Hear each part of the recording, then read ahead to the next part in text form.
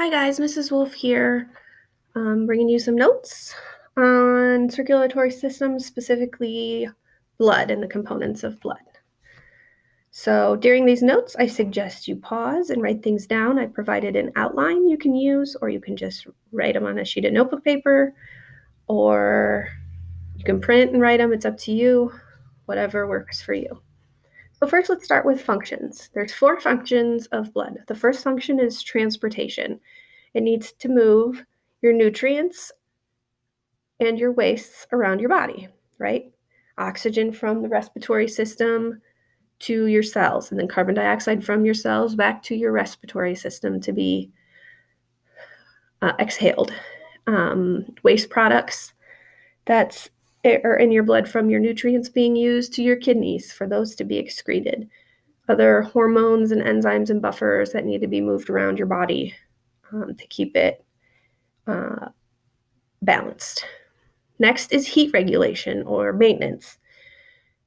Your body has to maintain a certain amount of water and a certain temperature and a certain pH. Specifically, usually when you take your temperature, it's probably 98.6 or a little bit lower. Now, they've done some research that it probably is a little bit lower than 98.6. But your blood itself should be around 100.4. This is because there's some friction in your blood vessels, between your blood and the vessels themselves, like rubbing your hands together. Also from your muscles, it takes heat from your muscles and moves it around in your body. You probably are familiar with the fact that your cells can dilate or constrict to conserve heat or give off heat if you're too hot. So it's got to move heat from the core to the surface. That's one of its important functions. Protection. Your blood is a layer of protection. It has white blood cells that will combat invaders, as well as some other immune functions, some proteins that recognize foreign invaders and give you some antibodies. Then lastly, clot formation. It's important that we don't lose a lot of our blood. So we need to prevent hemorrhage, which would be forming a clot so you don't lose your blood. So here's showing you some functions: transportation, regulation, protection, and then clot formation was the 4th one. All right, properties of blood. Let's talk properties. First, it is viscous. Blood is viscous. It is kind of like warm maple syrup. Okay, so thick, but can flow okay. The yellow stuff is called plasma. It's about 91% water and 9% solutes. Your pH range is 7.35 to 7.45, which is a bit basic. Carbon dioxide, when dissolved in your blood, can make it acidic. We have a small range that our body needs to stay within, and carbon dioxide, when dissolved, can make your blood acidic. So it's important that your lungs are functioning correctly, because if your pH is not correct, it can unravel proteins, or what it's called denature enzymes and proteins in our blood, and then our body can't function correctly. Properties of blood.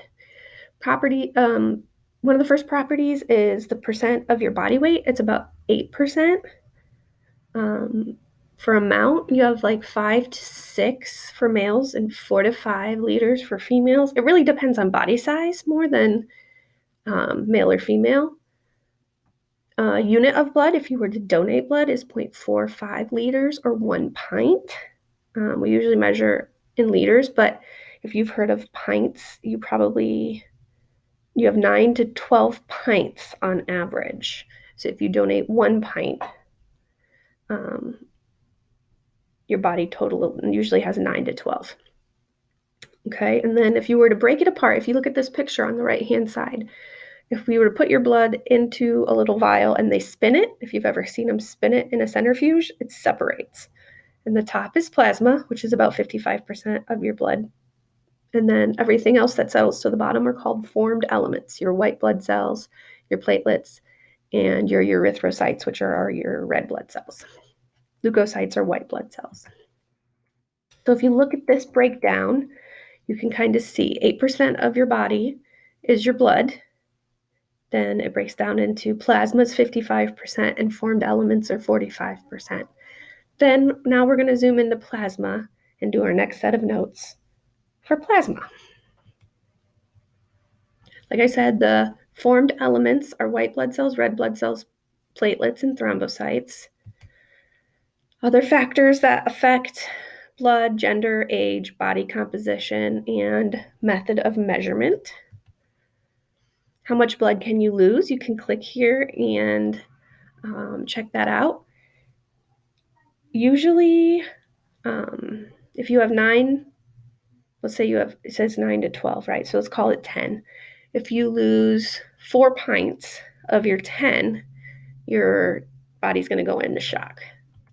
Also, just so you know, blood is never blue. In the pictures, they're shown as bright red and blue, but really it's bright red and dark red. Bright red if it's oxygenized, leaving your lungs, going out to your body. Dark red when it's coming back, deoxygenized, coming from your body back to your heart, back to your lungs. Okay, plasma. We'll start the next one here.